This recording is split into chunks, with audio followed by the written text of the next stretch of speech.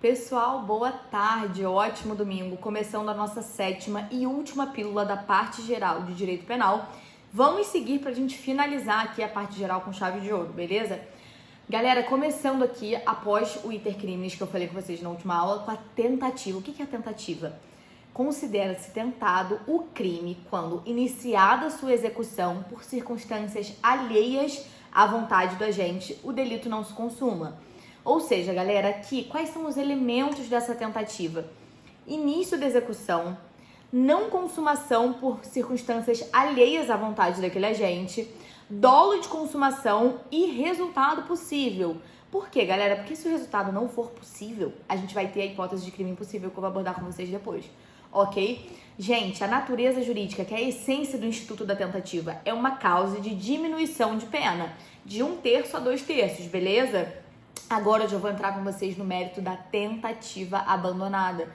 Tentativa abandonada é uma expressão, é uma nomenclatura, que é um gênero do qual a gente tem duas espécies, desistência voluntária e arrependimento eficaz. Gente, o que é uma desistência voluntária?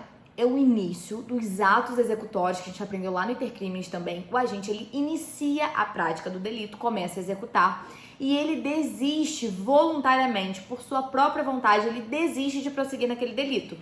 Aqui, gente, diferente da tentativa, o agente, ele pode prosseguir, mas ele não quer. Na tentativa, ele quer prosseguir, mas não pode. Na tentativa que eu falei com vocês agora há pouco, beleza?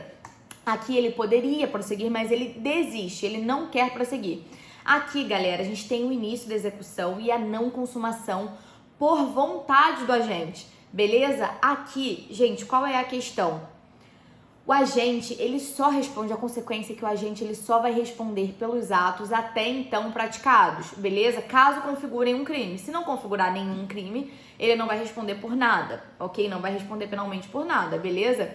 Aqui, galera, a gente tem o início dos atos executórios, mas a gente não esgota todos os atos executórios. O agente, ele não esgota todos os atos executórios que ele pretendia fazer, beleza? Isso aqui é diferente, agora vocês vão entender aqui, por conta do arrependimento eficaz, que é a segunda espécie de tentativa abandonada.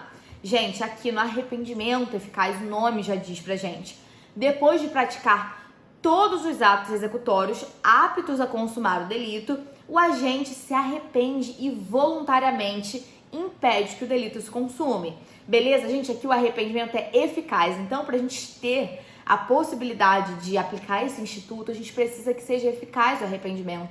Um exemplo, e aqui, gente, primeiro os requisitos aqui. A gente pressupõe o esgotamento de todos os atos executórios e só tem cabimento nos crimes materiais, nos crimes que a gente exige um resultado naturalístico, porque precisa desse resultado naturalístico pra gente conseguir analisar essa consequência aqui. Exemplo do arrependimento eficaz. Eu quero matar fulano, eu disparo a quantidade de tiros possíveis que eu já pretendia disparar, acabo os atos executórios, mas eu me arrependo, pego fulano e levo para o hospital. Fulano sobreviveu? Beleza, aqui a gente tem o arrependimento eficaz. Qual é a consequência aqui também, galera? A consequência é que o agente, ele só vai responder pelos atos até então praticados. Beleza? É só isso, é a mesma consequência lá da desistência voluntária. A diferença aqui, gente, é que no arrependimento eficaz, ele termina a execução, mas ele se arrepende, ele age para evitar. Na desistência voluntária, ele só se abstém. Ele para no meio do caminho e se abstém. No arrependimento eficaz, ele age e depois ele age de novo. Ele precisa de outro comportamento ativo para evitar que aquele crime se consume. Ok? Certo? Galera, arrependimento posterior, outro instituto, é a natureza jurídica, que é a essência, uma causa de diminuição de pena também, de 1/3 a 2/3. E aqui, galera, a gente tem a previsão legal no artigo 16 do Código Penal. É uma hipótese em que depois da consumação do delito, por ato voluntário, o agente repara o dano ou restitui a coisa com o fim de reparar a ordem que foi perturbada. Quais são os requisitos? Crime sem violência ou grave ameaça, diferente dos que eu falei acima, na desistência voluntária ou no arrependimento eficaz, a gente pode ter violência ou grave ameaça. Aqui não, no arrependimento posterior, que é uma causa de diminuição de pena, não. Requisitos: crime sem violência ou grave ameaça, reparação do dano ou restituição da coisa, ato voluntário do agente, não precisa ser espontâneo, alguém pode ter convencido essa pessoa, mas precisa ser voluntário, beleza? Ele precisa ir lá, ok? Ele precisa ter essa atitude. E até o recebimento da denúncia ou da queixa, beleza? São esses 4 requisitos. Galera, sigamos aqui, vamos seguir pra gente continuar. Galera, crime impossível, também conhecido como crime oco, é aquele delito que, por ineficácia absoluta do meio ou impropriedade absoluta do objeto material, não tem a possibilidade de consumar, não expõe a perigo ou a risco de perigo de lesão o bem jurídico protegido. Galera, crime impossível por ineficácia absoluta do meio. Quando os instrumentos à disposição do agente não são aptos de forma alguma para produzir aquele determinado resultado. Exemplo, gente, uma mulher grávida que quer abortar e vai e toma um remédio que é feito apenas de açúcar e farinha. Aqui, gente, a vida intrauterina, que é o bem jurídico protegido, a vida, ela não estava em risco, não teve risco de perigo, risco de lesão, o bem jurídico não foi exposto nem lesionado aqui. Por quê? Porque por uma impropriedade, uma ineficácia absoluta do meio, beleza? O instrumento utilizado foi absolutamente ineficaz. Qual é a consequência? Excluímos a tipicidade. É uma causa de atipicidade da conduta, ok? Gente, então a gente não tem crime. Outra hipótese, crime impossível por impropriedade absoluta do objeto material. Exemplo para vocês entenderem. Um sujeito desfere facadas para matar alguém, mas essa pessoa já estava morta. Galera, qual era o dolo dele? Matar, né? O bem jurídico que seria, em tese, violado, enfim, estaria exposto a perigo, é a vida. A vida esteve exposta a perigo em algum momento? Não, não existia vida em propriedade absoluta do objeto material, ok? O objeto material era a vida humana, ok? Não temos. Então aqui a gente também tem um crime impossível, ou seja, gente, o crime impossível ele é uma causa de exclusão da tipicidade. A gente estudou do que se trata a tipicidade, lembram? A gente falou que a tipicidade, ela necessita de uma efetiva lesão ou um efetivo risco de lesão ao bem jurídico protegido. Se não temos nem essa lesão, nem o risco de lesão, a gente não pode configurar a tipicidade. Se a gente exclui a tipicidade, excluímos um dos 3 substratos do crime. Se a gente exclui, é aquele famoso efeito dominó. Não temos o crime em si, ok? Galera, prescrição. O que é a prescrição? Vamos seguir aqui.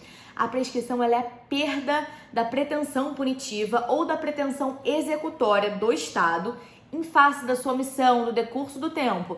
Gente, perda da pretensão punitiva. Aqui ocorre antes do trânsito em julgado da sentença penal condenatória. Após o trânsito em julgado da sentença penal condenatória, a gente passa a contar a prescrição executória. Prescrição da pretensão executória, que é de executar a pena. A gente tem essas duas prescrições, beleza? Vamos seguir que a gente não pode perder tempo aqui com isso. Galera, a gente tem 2 hipóteses de imprescritibilidade de crimes que não prescrevem no nosso ordenamento jurídico, que são racismo, e aqui a gente equipara também, o STF equiparou a injúria racial e a homofobia ao racismo, que também são imprescritíveis. E a ação de grupos armados, civis ou militares contra a ordem constitucional e o Estado Democrático de Direito. Beleza? Agora, gente, teoria geral da pena. Vamos lá pra gente finalizar aqui. Galera, a pena ela é uma resposta estatal ao infrator da norma penal, beleza? Consiste na privação de determinados bens jurídicos, ou pode ser liberdade, pode ser patrimônio daquele infrator, ok? No Brasil a gente tem 3 espécies de pena: penas privativas de liberdade, penas restritivas de direito e penas de multa, ok? Vamos seguir aqui, gente. A principal finalidade da pena é prevenção. A gente tem alguns tipos de prevenção que são subdivididos, que eu vou trazer para vocês no resumo escrito pra gente conseguir abordar mais coisa aqui. Galera, temos hipóteses de penas que são vedadas no Brasil. Quais são? Pena de morte, a não ser no caso de guerra declarada, eu já abordei isso aqui com vocês. Penas de caráter perpétuo, penas de trabalho forçado, de banimento e cruéis. Não são permitidas no nosso ordenamento. Agora, pra gente fechar, a aplicação da pena privativa de liberdade. Galera, a gente adota o sistema trifásico de aplicação da pena privativa de liberdade, trazido por Nelson Hungria. Qual é esse sistema? A gente vai aplicar a pena privativa de liberdade da seguinte forma: 3 fases. Primeira, o juiz ele vai fixar a pena base, vai levar em consideração as circunstâncias judiciais em cima da pena simples ou da pena qualificada, caso aquele delito seja qualificado. Beleza? Aqui, galera, é necessário observar os limites máximos, mínimo e máximos legais, ok? Segunda fase, gente, a gente passa para a pena intermediária, já trabalha em cima dessa primeira fase, em cima dessa pena base que foi fixada. Galera, segunda fase, fixamos a pena intermediária. Provisória, aqui a gente leva em consideração as agravantes e as atenuantes e a gente trabalha em cima da pena fixada como base. aqui também precisamos respeitar os limites legais, ok? Do máximo e mínimo de pena. Terceira e última fase, galera. Pena definitiva. Aqui a gente leva em consideração as causas de aumento e causas de diminuição, as majorantes e as minorantes, ok? E aqui, galera, a pena ela pode ficar aquém, que é abaixo, ou além do mínimo e máximo previstos em lei, beleza? Olha só, galera, aqui a gente já trabalha em cima da pena intermediária nessa terceira fase.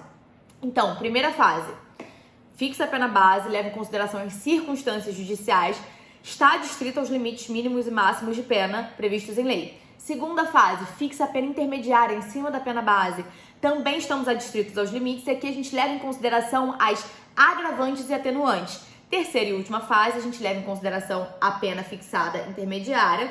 E aqui, galera, a gente leva em consideração causas de aumento, majorantes e minorantes e diminuição de pena, beleza? E aqui, gente, a pena pode ficar abaixo ou acima do máximo legal e do mínimo legal previstos em lei, ok? Estudem melhor essas fases, não dá pra gente se estender mais aqui, porque eu já passei do tempo, quis trazer o máximo de conteúdo pra vocês, ok, gente? Espero que vocês tenham gostado dessa nossa primeira fase de 7 aulinhas da parte geral e espero vocês na parte especial de amanhã, começando amanhã, segunda-feira.